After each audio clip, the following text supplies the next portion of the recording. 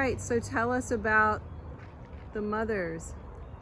So the mothers of gynecology are, well, 3 of 9 girls in Arca Lucy Betsy. There are more than the 3 that are here. Are just a testament to medical apartheid, medical bondage, torture, rape, trafficking, to that legacy of slavery that we are starting to now reckon with. And so this is my perception of what I view these girls to have looked like, or not even to look like, but if you notice their stance, they're naked.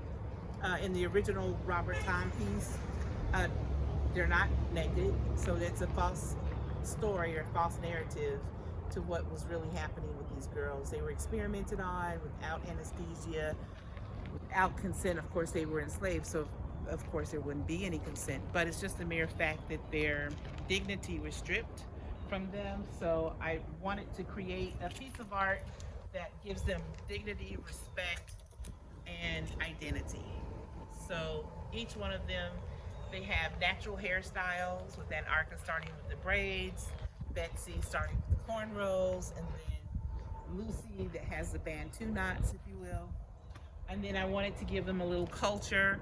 So the Maasai tribe, I tried to use a little bit of that culture from that tribe.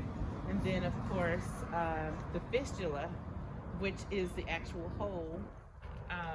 If you look closely, there's a hand sticking out inside. You see it? It's a hand right there.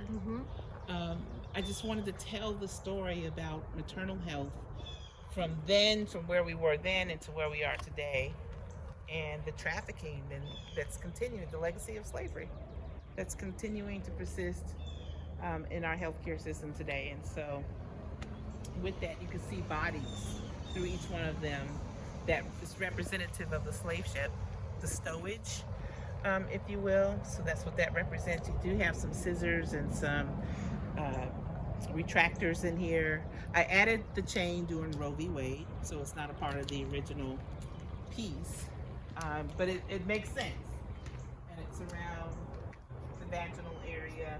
And so Betsy is pregnant. So again, the crisis, the maternal health crisis that we're in today, going all the way back to 1965, I think, what they're saying.